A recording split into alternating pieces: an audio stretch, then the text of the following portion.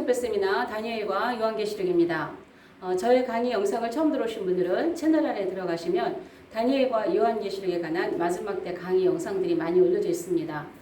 더 많은 영상들이 여러분들에게 도움이 되셨으면 좋겠습니다. 저는 지난 영상에서 복음 언약 안에 있는 두 히브리 민족에 대해서 우리 대한민국을 살펴보았습니다. 이번에도 지난 영상과 같은 맥락에서 한 번 더 두 히브리 민족을 살펴보려고 합니다. 자, 복음 사명 안에 복음 사명 따라 동서로 나뉜 두 히브리 민족, 역시 대한민국과 이스라엘입니다. 제가 오늘은 사실은 다른 영상을 강의 영상을 준비하고 있었는데요. 제 폰이 지금 제가 휴대폰으로 영상을 찍고 있는데 제 폰이 32분이 지나면 자동으로 꺼져버려요. 그래서 제가 때로는 급하게 강의를 마무리하고 인사하고 들어갈 때가 있는데요. 지난 강의가 좀 그랬어요. 좀 시간이 좀 부족해서 한 번으로 마치려고 했는데 그냥 이번 영상을 또 강의 영상을 다른 걸 준비하면서 한 번 더 좀 계속 좀 강의를 올려야겠다는 생각을 자꾸 주셔서 지난 시간에 좀 더 풀지 못하였던 부분을 반복되겠지만 좀 살펴보려고 합니다. 제가 벨렉과 욕단에 대해서 강의를 올린 것이 2018년 8월에 올렸습니다. 에벨의 두 아들 벨렉과 욕단은 히브리 민족이다. 그래서 우리 대한민국은 또 하나의 히브리 민족이다. 이런 내용이었습니다. 여러 많은 사람들이 대한민국은 제2의 유대인이다, 제2의 이스라엘이다 이런 말씀들을 하는데 저희 나라는 제2의 유대인도 아니고 제2의 이스라엘인도 아닙니다. 이스라엘 유대인이 형성되기 훨씬 전에 동방으로 이동한 욕단의 후손이기 때문입니다. 그 이스라엘이 형성된 것은 아브라함 12장에서 창세기 12장에서 아브라함이 부름을 받고 야곱은 창세기 25장에 가야 등장을 합니다. 야곱부터 이스라엘이라는 이름이 등장하기 시작하죠. 그래서 대한민국은 이스라엘 제2의 이스라엘, 제1의 유대인, 동양의 유대인 이런 표현은 맞지 않고 또 하나의 히브리 민족이라고 하는 것이 더 성경적인 것이죠. 어떤 사람들은 우리나라를 단의 후손이라고 사라진 단지파의 후손이라고 주장하시는 분들도 계십니다. 그러나 그건 성경적이지 않습니다. 물론 동쪽으로 이동한 그 민족들 중에서 이 좀 비슷한 어떤 그 습관이라든가 또 여러 가지 비슷한 것들이 많이 있어요. 일본도 역시 마찬가지입니다. 뭐 법계라든가 뭐 이렇게 그런 것들이 하여간 유대인과 비슷한 것들이 굉장히 많아요. 그러나 성경에서 말하고 있는 것은 분명히 욕단의 후손만이 히브리 민족이라고 얘기를 하고 있습니다. 그래서 성경적으로 근거를 제시할 수 있는 것이 가장 정확하기 때문에 저는 성경에서 그러한 부분을 찾아서 여러분들과 함께 나누는 것입니다. 제가 지난 시간에 어근을 좀 중요하게 살펴봤는데 한 번 더 써보겠습니다. 자, 아바르부터 시작이 되죠. 자, 아바르부터 시작돼서 아바르. 자, 아바르라고 그냥 한글로 읽혀지는 것도 아바르라고 읽혀진다 그랬죠. 그 다음에 에베르. 요것도 에베르. 단어는 좀 다르지만 또 하나의 에베르. 요 에베르는 여기서 에벨이라고 우리가 있습니다. 그 다음에 이브리. 히브리 창세기 14장부터 등장하는 히브리죠. 그래서 이거의 뜻은 굉장히 중요한데 아바르, 에베르, 이브리. 자, 아바르는 건너가다. 에베르는 건너편. 에벨은 두 족장과 4명의 이스라엘인. 자, 이거죠. 이브리는 에벨족. 그래서 창세기에 에벨족 혹은 에벨의 자손인데 히브리 사람 아브라함부터 등장하기 시작했죠.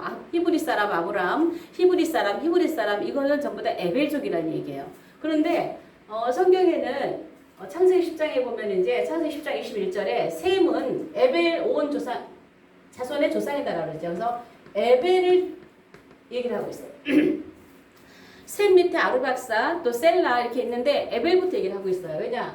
에벨부터 민족이 나눠지기 때문에 에벨에서부터 두 아들부터 민족이 나눠지기 때문에 에벨까지는 이방인 가운데 넣을 수 있는 그런 하나의 민족으로 흘러내려왔기 때문에 하나의 민족으로 흘러왔기 때문에 이 세상에 하나님 앞에서는 이방인과 유대인이라고 하는 민족은 둘밖에 없다 그랬어요. 그래서 이 에벨부터 위로는 유대인에다가 넣어야 되는 것이죠. 그래서 에벨, 그래서 셈하고 중간에 다 쉬고 에벨을 강조하면서 에벨이 두 아들을 낳습니다. 하나는 벨렉을 낳습니다. 벨렉.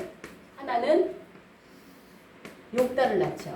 근데 에벨은 이 두 아들만 낳은 게 아니라 창세기 11장 16, 17 가면은 430년을 살면서 계속 자녀를 낳았다 그랬어요. 근데 그렇게 많은 자녀들의 이름은 다 묻히지요. 제가 여기에서 강조하는 것은 두 히브리라고 했어요. 히브리. 이 세상에 이들의 자손들이 많이 있지만 히브리 민족이라고 불리울 민족은 딱 둘밖에 없다는 것이 여러분들이 성경의 말씀에서 여러분이 확인을 하셔야 됩니다. 자, 에벨이 430년 동안 많은 자녀를 낳았지만 벨렉과 욕단을 성경에서 강조를 하고 있어요. 그래서 벨렉은 나님이죠. 나님. 자, 욕단은 그가 작아질 것이다. 그런데 이 욕단이라는 단어의 어근이는 뭐냐면 카톤이에요. 카톤이요. 줄이다예요. 줄이다. 근데 이 벨렉은 또 어디서 어근이 왔냐면 이 어근은 팔라그입니다. 팔라그. 많이 들어보셨죠? 제가 계속 강의할 때 창세기 10장 25절에서 나님이 있다 그래서 나님. 요게 팔라그라고 그랬죠. 팔라그는 쪼개다. 중요한 것도 10장 32절에 또 나님이라는 말이 나오는데 요거는 팔라그가 아니라 파라드. 그래서 요거는 분산시키다. 분산. 자, 이런 뜻이 굉장히 여기서 지금 팔라그와 파라드가 굉장히 중요한 단어예요. 그런데 이 욕단이 어근이 요크단 아니 펠레크의 어근이 팔라그에서 왔다는 거예요. 쪼개다 나님 여기서 왔다는 거예요. 그래서 이 두 민족을 세워놨는데 자, 이 두 민족이 자 벨렉은 이스라엘의 조상으로 성경에 등장을 합니다. 그다음에 욕단은 제가 지금 계속 말씀을 드리는 것처럼 대한민국이라고 하는 나라로 제가 주장을 하고 있죠. 뭐 다른 분들도 많이 하시지만 예전에 정광훈 목사님 한창 목회자 영성 청교도 훈련 세미나 성령의 나타남 이런 강의를 할 때 사랑제일교회 가면 어떤 목사님이 대한민국 욕단의 후손이라고 하는 그런 책을 써서 팔기도 하고 그러셨어요. 근데 사실은 그때는 제가 그렇게 뭐 관심이 없었고 우리나라가 욕단의 후손이 참 좋겠다 이 정도였거든요. 그랬는데 이제 제가 2018년에 벨렉과 욕단 강의를 올리기 전에도 제가 아리랑이라고 하는 유석근 목사님의 책을 읽지는 않았었습니다. 그 이후에 읽었는데 그 책을 읽었을 때 제가 참 감동을 많이 받았죠. 그러나 없었던 역사적인 고고학적인 증거들을 가지고 자꾸 우리나라가 욕단 후손이다라고 하는 것보다 유튜브에 보면은 우리나라가 단의 후손이라고 주장하시는 분들 계시거든요. 그러니까 이스라엘과 우리나라가 이제 비슷한 부분들을 자꾸 이렇게 되시는데 중요한 것은 우리가 성경의 근거가 가장 중요하거든요. 그래서 사실 우리나라는 단의 후손은 아니에요. 우리나라는 단지파, 이스라엘, 유대인이 형성되기 전에 유대인은 아브라함 창세기 12장부터 등장하잖아요. 야곱은 25장에 출생을 해요. 그때부터 이스라엘이라고 하는 이름이 등장하기 때문에 우리는 그보다 훨씬 더 욕단은 동쪽으로 이동을 했기 때문에 단의 후손 여러 가지 비슷하고 같은 부분들 뭐 이런 거를 가지고 욕단의 후손이다 또 단의 후손이다 이렇게 하는 건 조금 빈약하다는 것이죠. 중요한 건 우리가 성경에 기록하는 근거를 그걸 찾는 것이 중요하다고 봅니다. 자, 이렇게 나누어졌어요. 나누어져서 지도의 위도상으로 보면 같은 위치에 있다 그러죠. 그래서 이스라엘은 서쪽 끝에 위치하고 있고 대한민국은 동쪽 끝에 위치하고 있습니다. 제가 이 그림을 강의에서 지금 세 번째 그리고 있습니다. 제가 2020년 올해 1월인가도 한번 동방의 예루살렘 대한민국은 욕단의 후손이다라고 하는 그런 강의를 올려드린 적이 있습니다. 오늘은 이 영상은 지난 영상에서 좀 말 다 하지 못했던 부분들을 조금 더 풀어서 하는 거니까 참고를 하시면 좋겠고요. 자, 제가 여기 살펴보려고 하는 것은 이 두 민족은요, 사명을 따라서 동서로 나뉘어져 있어요. 동서로. 그래서 지금 벨렉 다음에 뭐 루 있고 스룩 있고 데라 뭐 쭉 있지만요. 아브라함부터 시작하잖아. 아브라함. 그 다음에 이삭, 야곱. 자, 보세요. 여기서 지금 에벨, 이제 두 족장은 벨렉과 욕단을 얘기한다 그랬어요. 왜 두 족장을 끄집어냈느냐? 이때는 족장 시대거든요. 다 족장인데 에벨을 통해서 흘러가는 두 족장을 얘기하고 있는 거예요. 에벨을 통해서. 그래서 벨렉과 욕단. 그다음 네 명의 이스라엘은 벨렉, 아브라함, 이삭, 야곱의 네 명을 얘기하는 거예요. 근데 여기에서 이 네 명을 꼭 찝는 이유는 뭐냐면 지금 다른 족속들은 다 가지치기 한 거예요. 에벨이 430년 동안 살면서 많은 자녀를 낳는데 이름도 기록되지 않잖아요. 물론 어떻게 보면 그들도 히브리 민족이라 할 수 있을 것 같은데 그들이 지금 어느 민족을 형성했는지 모르는 거예요. 어디서 어떻게. 물론 동쪽을 이동하면서 이렇게 좀 흩어졌겠지만 그들을 히브리 민족이라고 하지 않아요. 마찬가지예요. 아브라함에게도 하란, 나홀이 있었잖아요. 그들을 히브리 민족이라고 하지 않습니다. 이삭에게도 이스마엘이 있었고 아브라함의 그 후처 그드라를 통해서 6명의 자녀를 낳지만 그들도 히브리 민족이라고 하지 않습니다. 왜? 사명이에요, 사명. 히브리 이름이 붙어있는 이유가 있어요. 여러분이 히브리 이름이 왜 붙는지를 제가 한 번 더 설명을 할 건데요. 사명을 따라서 다 가지치기 하는 거예요. 이스마엘이 지금 저 사우디아라비아 쪽이잖아요. 그들을 히브리 민족이라고 하지 않잖아요. 물론 자기들 조상은 아브라함이라고 하지만 히브리 민족이라고 하지 않아요. 왜? 그들에게 그런 사명이 없기 때문이에요. 자, 야곱에게도 에서가 있어요. 에서를 히브리 민족이라고 하나요? 에돔 족속 뭐 이렇게 부르잖아요. 그래서 이들은 히브리 민족은요. 복음의 사명이 있는 두 민족이에요. 그래서 이 벨렉은 분명하게 이스라엘 민족이라고 하는 분명한 성경적인 근거를 가지고 있지만 욕단은 하나님께서 창세기 10장과 역대상 1장 외에는 기록해 놓은 데가 없단 말이에요. 감춰 놓으신 거예요. 마지막 끝에 마지막 사명을 위해서 감춰 놓으신 거예요. 그래서 제가 지난 시간에 말씀드리기를 왜 나누어졌느냐? 복음을 위해서 나누어졌다. 복음을 위해서. 그런데 또 이들을 자 여기서 이름부터 봅시다. 자, 이 나라는요. 이스라엘과 대한민국. 자, 이스라엘과 대한민국. 저는 자꾸 강조할 때마다 기분이 좋습니다. 우리나라가 대한민국이라고 하는 거. 제가 처음에 영상 올릴 때만 해도 많은 분들이 거기에서 반대하는 분들이 많이 계셨지만 저는 그것이 확실했기 때문에 전에도 2014년에 대한민국에 뭐 핵전쟁이 일어난다, 뭐 전쟁이 일어나가지고 대한민국 없어진다 이런 얘기 있을 때도 저는 아니라고 이렇게 했던 거예요. 우리가 마지막 사명이기 때문이에요. 그래서 이 나라는 1948년에 두 나라는 독립을 하잖아요. 독립이 아니라 건국이 되잖아요. 여기는 5월 1일 날, 여기는 5월 14일 날, 8월 15일 날 건국을 합니다. 똑같이 2차 대전 이후에 탄생한 신생 국가입니다. 2차 대전 이후에 탄생한 신생 국가들 중에서 가장 세계에 강력한 그 나라들로 부흥 성장한 나라 중에 이스라엘과 대한민국이 있습니다. 자, 이 두 나라는요, 그 지정학적 위치예요. 지정학적 위치가 굉장히 중요한데 여기는 중동의 지정학적 중심지죠. 여기는 아시아의 지정학적 중심이에요. 그래서 이 나라는 항상 전쟁의 위험이 있고 민족의 멸절 위기를 굉장히 많이 겪어옵니다. 멸절 위기를. 그럼에도 불구하고 지금까지 이 두 나라는 굳건하게 살아있는 것이죠. 또 이 두 나라를 굉장히 힘들게 하는 어떤 종교적인 문제들이 있는데 종교적인 문제들 글쎄 둘 다 종교적이라고 해야 되나 어쨌든 여기는 이슬람이 항상 주변을 감싸고 주변을 막고 괴롭히죠. 우리는 어때요? 공산주의. 자, 이제 우리나라 공산주의는 얼마 안 남았다고 저는 봅니다. 이제 중국이 무너지고 북한이 무너지고 대한민국을 지금 없애려고 하는 이 공산주의가 저는 무너질 것이라고 믿습니다. 자, 이것들이 이 주변을 다 싸고 있어요. 우리는 공산주의가 다 싸고 있어요. 근데 여기 건국의 아버지, 자, 와이즈만이죠.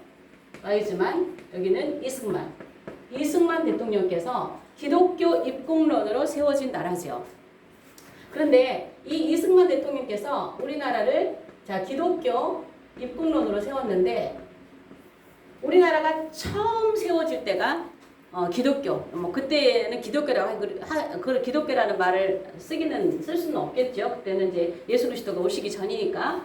자, 욕단. 자, 칸톤 줄이라 해서 왔다 그랬어요. 그가 작아질 것이다. 그래서 제가 지난번에 이 말씀을 고조선에서 시작했다. 고조선. 자, 고조선은 가장 부강한 나라였죠.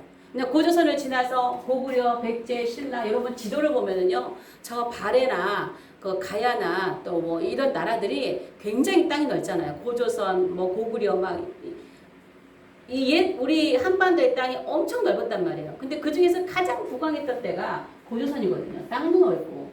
그런데 이 욕단이 카톤에서 왔다 그랬잖아요. 요크단이 카톤에서 왔는데 줄이다예요. 이거를 줄여야 돼. 욕단이 돼야 돼. 욕단. 중간에 어떤 나라들이 많이 있었지만 마지막 욕단의 사명을 감당해야 할 나라는 대한민국이에요. 대한민국. 왜? 복음의 사명이에요. 작아져야 돼요. 그래서 백제나 신라나 뭐 조선이나 이런 나라들은 욕단의 사명을 감당할 나라가 아니에요. 그래서 그 나라들은 계속해서 우상을 숭배하고 하나님을 경록했던 그런 우리 민족의 죄를 많이 지었죠. 그러나 하나님의 계획은 줄여야 돼. 이 나라를. 땅덩어리도 줄여야 되고 나라를 줄여야 돼. 여러분, 우리나라가 왜 그렇게 부강한 나라가 됐을까요? 우리가 잘나서 우리가 뭐 하나님께 이쁨 받아서 그건 아닌 것 같아요. 저는 역사 드라마를 좀 많이 좀 좋아하는 편이었는데 지금은 이제 TV나 드라마를 보지 않으니까 그렇지만 우리나라 조선왕조 500년을 보면은요, 얼마나 우상숭배와 얼마나 하나님 앞에 정말 하나님을 싫어하는 것만 따라서 했는지 몰라요. 정말 그런 나라였거든요. 불교로, 유교로 그렇게 하나님께 죄를 짓던 나라인데 마지막 대한민국을 이승만 대통령께서 기독교 입국으로 세우시면서 나라가 엄청 부강했어요. 70여 년이라고 하는 이 자유민주주의를 택하고 기독교 입국으로 세워져서 정말 지금까지의 중간에 있던 나라들보다 그렇게 큰 나라들보다 가장 세계에 영향력을 주면서 나라가 부강했어요. 여러분, 부강해진 이유가 뭘까요? 부강해진 이유가. 이렇게 부강했을 때 우리나라가 세계 선교사들을 파송했어요. 선교사. 기독교가 부강하면서 선교사들이 전 세계로 파송되었단 말이에요. 대한민국은 마지막 때를 위해서. 자, 이 벨렉은요, 시작이에요, 시작. 욕단은요, 끝이에요. 복음의 시작, 복음의 끝이에요. 선교사들이 나가서 왜 그렇게 선교사들이 전한 그런 복음이 먹혔을까요? 대한민국이 강건했기 때문입니다. 대한민국에 영향력이 있었기 때문에 선교사들이 전 세계 가서 복음을 전할 때 그 복음이 먹혀 들어갔던 거예요. 우리나라가 만약에 힘이 없고 가난한 나라, 별 볼 일 없는 나라였다면 그런 나라의 선교사들이 각 세계에 들어갔을 때 영향력을 끼칠 수 있었겠느냐는 거죠. 그래서 하나님께서 대한민국은 정말 복음 때문에 하나님의 긴 그 계획 속에서 복음 때문에 이 나라의 은혜를 쏟아 부어주셨고 기독교가 부흥하게 하셨고 선교사를 파송해서 전 세계에 복음이 들어가게 하신 거예요. 주님 오실 때가 가까울 때 주의 오실 길을 준비하기 위해서 복음을 전 세계에 전파하는 그러한 나라를 쓰시려고. 그래서 이승만 대통령께서 마지막에 대한민국을 기독교 입국로로 세웠던 겁니다. 뭐예요? 복음의 사명 때문에. 이승만이라고 하는 이런 보화를 우리 대한민국에 보내주셔서 이 나라를 건국하게 하시고 그리고 이 나라가 기독교 입국론으로 세워져서 그렇게 부강한 나라가 되어서 뭐 대한민국은 기독교 아니면 생각을 할 수가 없죠. 상상할 수가 없죠. 지금도 보세요. 나라를 위해서 일하는 사람들이 물론 많은 애국심들이 같이 하고 있지만 얼마나 많은 프로테이즈가 기독교인들이 있습니까? 정말 그런 거에 있어서는 참 감사한 것 같아요. 정말 애국 유튜버들 보면 거의 다 크리스찬들이에요. 난 그걸 볼 때마다 너무너무 감동이 와요. 자, 이렇게 세웠던 나라예요. 그럼 저는 여기에서 이걸 보고 싶어요. 이걸 다시 한번 보고 싶어요. 자, 아바르예요. 아바르. 건너가다예요. 두 히브리 민족은요, 건너가야 돼요. 건너가는 사명이 있어요. 다른 여기 줄기에 뭐 에벨의 후손, 뭐 셈의 후손, 아브라함의 후손들 다 많이 있지만 선택되어진 이 민족들 외에는요, 건너가야 할 일이 없어요. 자, 그러면 벨렉은 언제 건너갔나요? 자, 요 사이에 바벨론이라고 하는 나라가 있습니다. 바벨론. 보이나요? 바벨론. 바벨론이라는 나라가 있는데 바벨론을 사이에 두고 유프라테스 강이 흐르죠. 유프라테스. 이 반대쪽은 티그리스 강 줄기가 있는데 자, 요 바벨론에서 있다가 건너가요. 유프라테스 강을 건너가요. 누가? 벨렉이 이스라엘 형성할 때 아브라함이 건너가죠. 그러니까 이 이스라엘 유대 민족은 벨렉은 나라를 시작할 때 가나안 땅에 들어갈 때에 이렇게 건너가는 거예요. 이렇게. 이 유대 민족이 이쪽으로 건너가진 않아요. 반대편 쪽으로. 이쪽으로 건너가는 거예요. 왜요? 복음을 시작할 때. 그래서 히브리 민족. 그래서 에벨 건너가야 돼요. 자, 그러면 벨렉은 시작할 때 건너갔어요. 그러면 욕단도 건너가야 되잖아. 욕단도. 제가 그래서 지난 시간에서 우리 민족이 이렇게 쓰임 받았는데 이제 3일이 끝났는가? 이제 대한민국은 끝인가? 이제 희망이 없는가? 할 때 아니다. 건너가야 할 사명이 있다. 제가 그 말씀을 드렸어요. 그래서 언제 건너가나요? 계시록 16장 12절에 동방의 왕들과 천하의 왕들이 있어요. 천하. 이 두 왕들은요. 분명히 다른 왕들이에요. 일반적으로 같은 왕들이라고 그러거든요. 동방의 왕들은 다른 왕들입니다. 선한 왕들입니다. 이들을 위해서 길이 예비되어 있다 그랬어요. 그래서 6번째 대접이 쏟아질 때 유보라데 강물이 마르면서 동방에서 오는 왕들의 길이 예비되었다고 했어요. 악한 왕들이 오는데 뭐 길까지 예비하겠어요.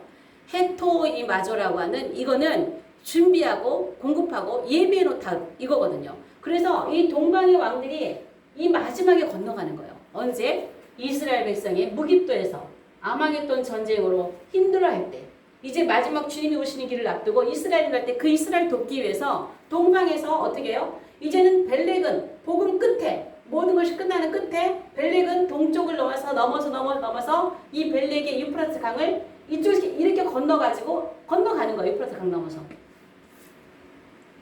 유프라트 강을 넘어서 건너가야 돼요. 그래서 우리는 아직 강을 건너가야 해. 히브리 민족이라면 강을 건너야 돼요. 그래서 저는 동방의 왕들의 중심에 대한민국이 있어야 되고 그렇다면 대한민국은 결코 망하지 않는다라고 하는 근거를 저는 거기에 대해서 계속 얘기를 한 거예요. 아무리 지금 우리 상황이 이런 상황이지만 결코 대한민국은 하나님께서 버리시지 않으신다. 왜? 하나님의 오랜 계획 가운데 있었은 나라니까. 그런 민족이기 때문에. 히브리 민족이기 때문에. 그래서 우리는 마지막에 아마겟돈 전쟁을 앞두고 여기로 유프라테스 강을 넘어서 건너가게 될 것입니다. 그러면은 에벨은요 건너편이에요. 건너편. 자, 신기한 건요. 자, 동서 여기 북이에요. 여기 남이에요. 이 나라를 이 욕단을 북으로 보내지 않고 남으로 보내지 않았어요. 동쪽으로 보냈어요. 그러면 욕단의 입장에서 볼 때는요 건너편에 벨렉이 있어요. 아니 벨렉의 입장에서 볼 때는 건너편에 욕단이 있어요. 욕단의 입장에서 볼 때는 건너편에 반대편에 건너편에 벨렉이 있습니다. 형의 나라가 있습니다. 근데 이스라엘 편에서 건너편은 무조건 동쪽이에요. 무조건 동쪽을 말합니다. 이스라엘 편에서. 그래서 이 두 민족은 서로 바라보면서 같은 선상에서 서쪽 끝에서 동쪽 끝에서 이 두 민족을 나누어 놓으실 때 동서로 나눠놨어요. 뭐 서북으로 나누는가 서남으로 나누는 것이 아니라 동서로 나눠놓고 서로 함께 마주보면서 그 긴 세월을 살게 하셨고 이제 마지막에 주님 오실 때에 대한민국의 욕단이 우선은 유프라테스 강을 건너가면서 형의 나라로 들어가서 거기서 주님을 맞이하게 될 겁니다. 그 중심에 대한민국이 있어야 돼요. 제가 욕단의 우선에 대해서 이렇게 영상 올리면 어떤 분이 댓글에 그런 얘기를 했어요. 일본이나 이런 데를 사랑하시는 분인 것 같아요. 일본과 중국은 아니니까. 물론 일본과 중국도 동쪽에 속하겠죠. 물론 일본도 우리 대한민국에서 우리 민족에서 건너간 민족이라잖아요. 근데 또 중국은 어떤 분의 주장에 보면은 창세기 10장 17절에 보면은 시인족이 있어요. 하메 족속 가운데 시인족. 진화 족속이라고 하는데 그 하메 족속이라고 얘기하는 분들도 계세요. 정확한 건 모르겠지만 어쨌든 중국의 공산당은 무너질 겁니다. 그러면 지금 중국의 지역에 얼마나 성도들이 많습니까? 그래서 요즘요 중국 정말 너무 안 됐죠. 처음에는 중국 무너진다 막 그러는데요. 요즘 중국 계속 보면 너무 국민들이 너무 안 됐어요. 그래서 빨리 중국이 정리가 돼야 될 것 같아요. 정말 말할 수 없는 그 영상을 보면 지금은 중국 이런 영상들 보면은요 정말 처참하게 그지없죠. 얼마나 그 가운데 정말 주님께 부르짖는 그런 하나님의 백성들이 많이 있습니까? 그래서 중국도 복음화 되어야 되고 마지막 주님이 오시는 그 길을 위해서 중국이나 일본이나 한국이나 정말 그 길을 준비해야 되겠지만 거기에 주도적인 역할을 하고 중심에 서야 될 나라는 대한민국이라는 것이죠. 대한민국입니다. 그 다음에 여기는요 에벨은 두 족장이라고 했죠. 벨렉과 욕단입니다. 4명의 이스라엘 여기라고 했죠. 그래서 이런 것들을 다 충족해야 히브리족이 되는 거예요. 그래서 이 히브리는요 에벨 족속이라는 거예요. 에벨 족속. 그래서 이 어근에서 이 두 민족을 우리는 정확하게 볼 수가 있더라고요. 찾아보니까. 그래서 전 세계에 많은 민족들이 있지만 그들을 다 히브리 민족이라고 하지 않는 것은 복음의 사명이 물론 다른 나라들도 복음의 사명이 있죠. 그러나 성경적인 하나님의 그 계획 가운데 있는 민족은 딱 두 민족입니다. 그래서 벨렉은 히브리 민족이라는 건 정확하지만 욕단은 어느 민족이든지 누구도 정확하게 내놓진 않죠. 물론 가운데 욕단이 대한민국이라고 주장하시는 분이 많이 계시지만 저처럼 이렇게 주장하시는 분은 아직 제가 팔락을 이방인과 유대인으로 나눠놨다가는 이방인과 대한민국을 나눠놨다라고 하시는 분 계시는데 이방인과 유대인으로 나눠져서 유대인과 이방으로 나눠져서 욕단은 이방인의 대표로 대한민국이다라고 말씀하시는 영상은 제가 아직 못 봤거든요. 사명 때문에 그렇습니다. 복음의 사명 때문에. 그래서 우리는 작아져서 마지막 때 이 사명을 감당한 것입니다. 자, 제가 지난 시간에 다 했던 말씀들을 조금 더 붙여서 설명을 해드렸는데요. 지금 또 보니까 우리가 15일날 그 이제 민족 그 큰 대회를 앞두고 있는데 오늘 뭐 또 서울시내 그 집회들을 전부 다 취소한다, 집회 금지한다 이런 얘기들 나오는데요. 어떤 이야기를 할지라도 여러분들 나오십시오. 나오십시오. 여러분들 여러 군데서 모임이 있잖아요. 어디든지 우리 그냥 나가면 됩니다. 정말 우리의 발을 묶으려고 우리를 이렇게 정말 그 자유를 박탈하려고 하는 이런 것들이 있지만요. 대한민국을 사랑하시는 분들, 이 우리나라가 이런 사명이 있는데 그냥 가만히 있어도 주님께서 이렇게 해주시겠네 이런 마음은 아니시죠. 그런 마음을 가지고 계시지 않죠. 대한민국 우리가 지켜야지 돼요. 지키기 위해서는 우리는 행동을 해야 됩니다. 그래서 이렇게 행동할 때는 모든 대한민국의 모든 자유를 사랑하고 대한민국을 지키기를 원하시는 모든 국민들은 다 같은 마음으로 움직여야 됩니다. 그래서 우리나라가 이렇게 마지막 때 귀한 사명이 있고 우리가 마지막 때 정말 주님을 만나러 무깃돌을 향해서 가야 되는 강을 건너야 되는 이런 사명을 감당하기 위해서는 대한민국의 자유를 다시 찾아서 다시금 자유주의 대한민국을 더욱더 튼튼하게 뿌리내리고 자유 대한민국을 더 부흥시키고 강건하게 해야 동방의 왕들의 중심에 서는 그러한 나라가 될 것이라고 봅니다. 여러분 토요일날 모두 만납시다. 모두가 서울 광화문 이승만 광장 주변으로 경복궁 또 어디는 을지로 어디는 시청 어디는 서울역 어디는 대한문화 모두가 모여서 대한민국을 지키기 위한 한 목소리를 낼 수 있는 저와 여러분 되었으면 좋겠습니다. 오늘 영상 여기까지 하겠습니다. 영상이 좋으시면 좋아요, 구독, 공유, 채널 소개 부탁합니다. 다음 영상에서 뵙겠습니다.